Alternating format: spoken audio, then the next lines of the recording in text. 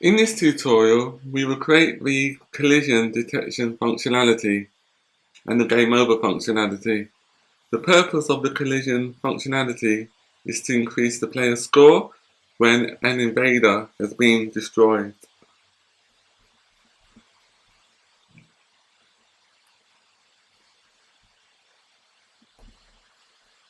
Within your SwiftUI view, within your content view, create a new function called check collisions.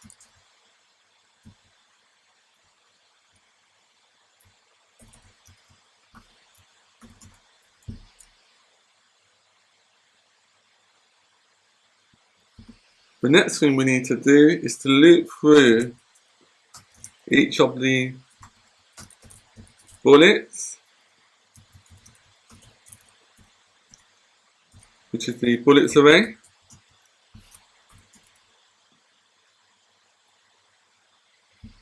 and then to loop through each of the invaders.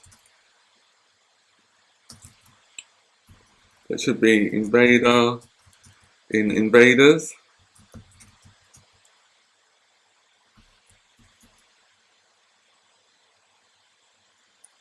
And then the next thing we need to do is to check if the bullet and invader are close enough to collide.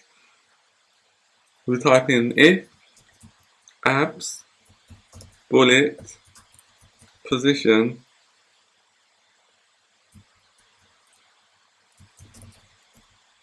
dot x minus invader position dot x is less than 20 and abs bullet position dot y minus invader position dot y is less than 20. That should be 20, not 29. And bullet is a player's bullet.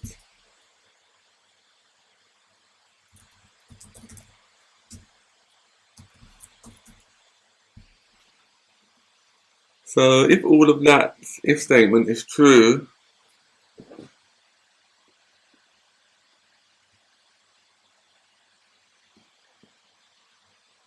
the bullets or the for each array has the wrong name. That should be bullet with one T.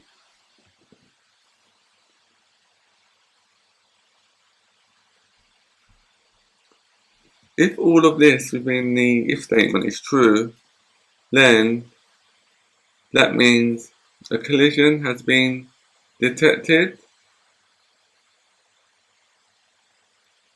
So we need to remove a bullet from the bullet array. Bullet index equals bullet dot first index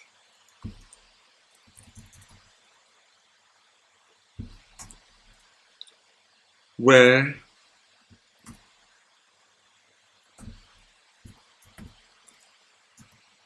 $.0 the ID is equal to the bullet ID. So where they're the same, we want that bullet to be removed from the array.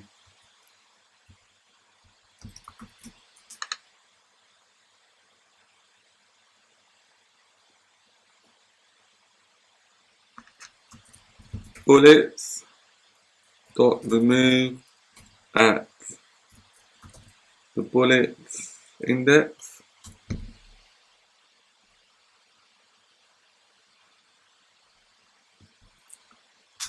and then also we want to remove the invader from the screen because it's been destroyed. So just type in safe and wrapping, and then invader index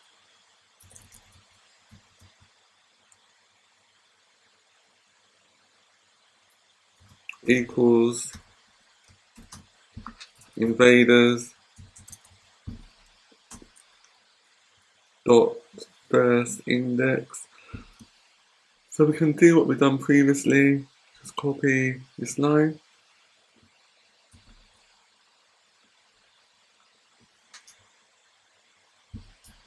Paste it there, put a full stop there. And then for the ID, that's the same, but we need to use invader instead of using bullet. So that's invader.id.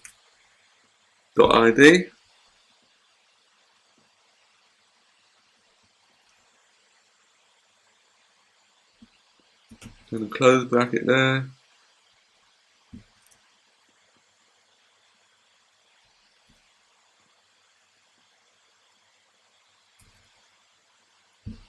And the close bracket should be there, and the open bracket for the if statement.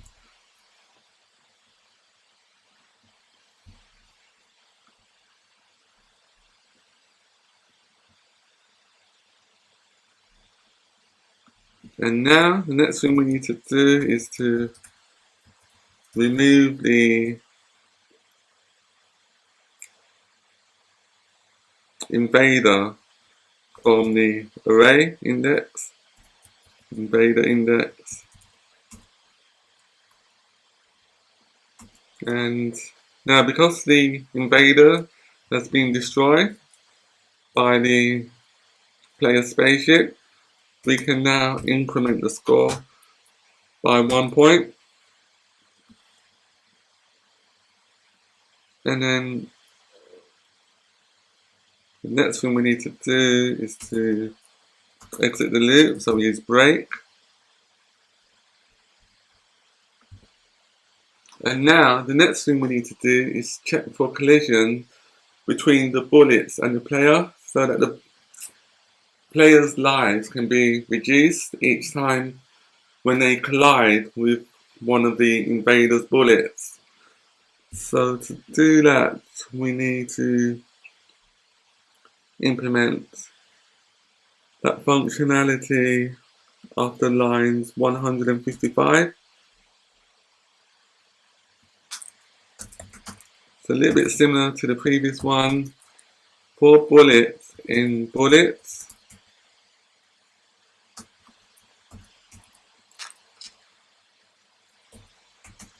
if abs, what I can do, I can copy some of this on line 40, because it's a little bit similar, and paste it on line 159.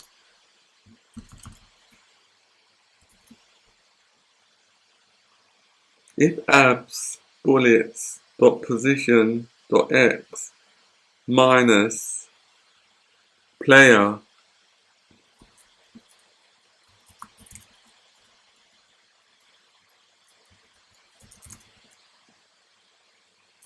position, and it should be player incorrectly, minus player position dot x is less than 20, and abs bullet dot position dot y minus player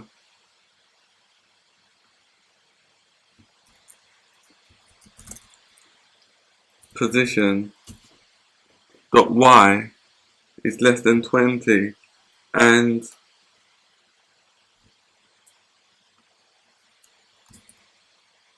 it's not a player's bullet, because we don't want the player to collide with their own bullets. So if it's not the player's bullet, that means it is the invader's bullet, the enemy's bullet. So if that is true, that means collision with the player's bullet has been detected. Bullets dot first index where $0.ID is equal to bullet.id.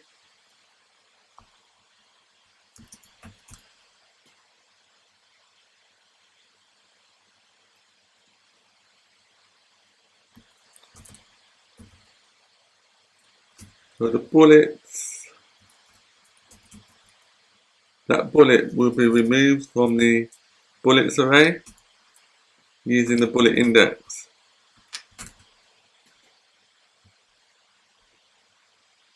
And because the player collided with the bullet, with the enemy's bullet, we need to reduce the player's lives by 1.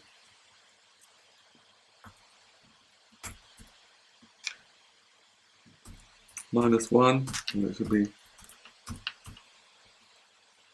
-1. And then the next thing we need to do is to check if the player has any lives left. So if the player's lives is less or equal to 0, that means that the game has ended. Game over equals true.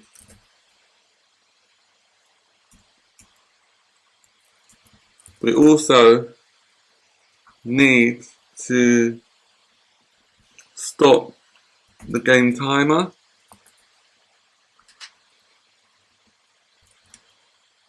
Invalidate, timer.invalidate.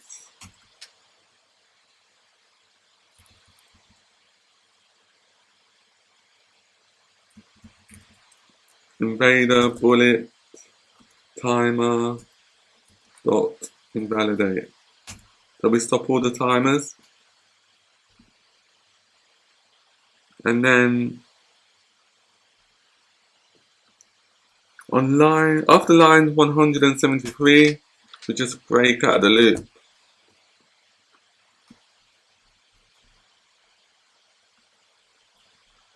The next method we need to create is the check game over function. Check game over.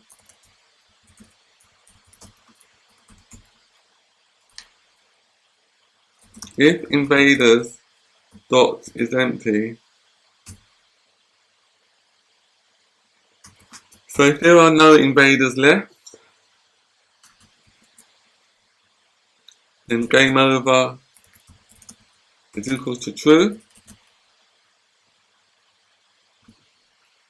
But what else could be done here? Instead of ending the game when there's no invaders left, we could just add another level. So if all the invaders have been destroyed, go on to like level 2. But maybe I'll implement something like that in another video.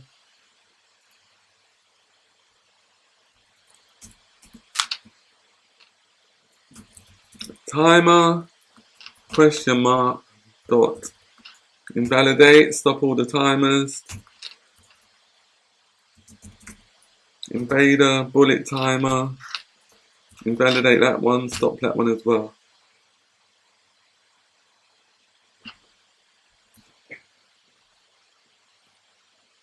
The next thing we need to create is our restart function so that the user can play the game again.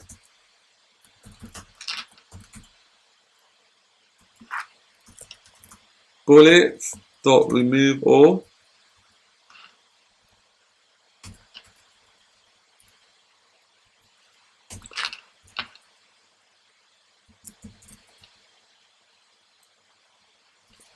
Invaders dot remove all. So what we're doing here, we're just removing all items from the array.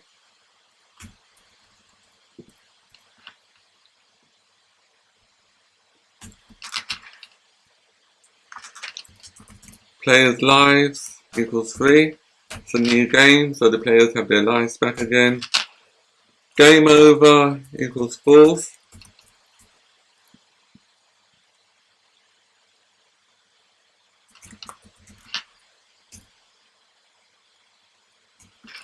Score equals 0. Invader direction equals 1.0.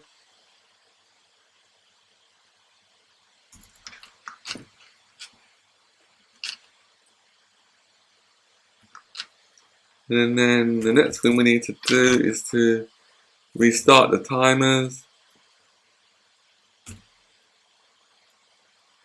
by using timer.invalidate, and then restart the invader bullet timer.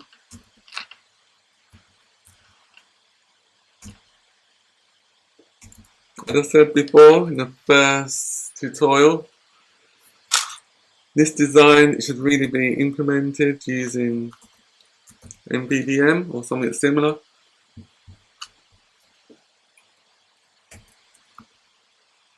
But maybe I'll do that in another tutorial if anyone wants it.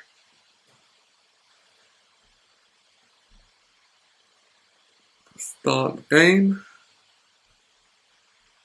I'll just compile it now.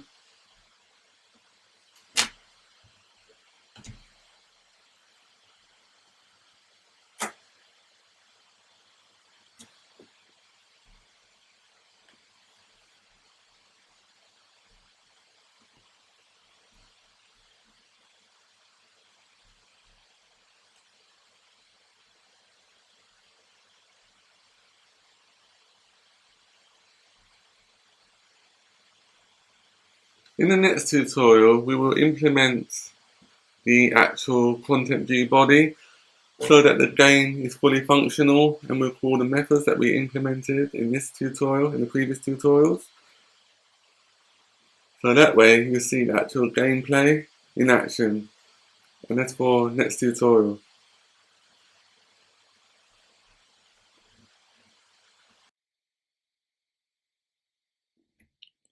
Thank you for joining us. If you found this tutorial helpful, please comment, like and subscribe. See you next week.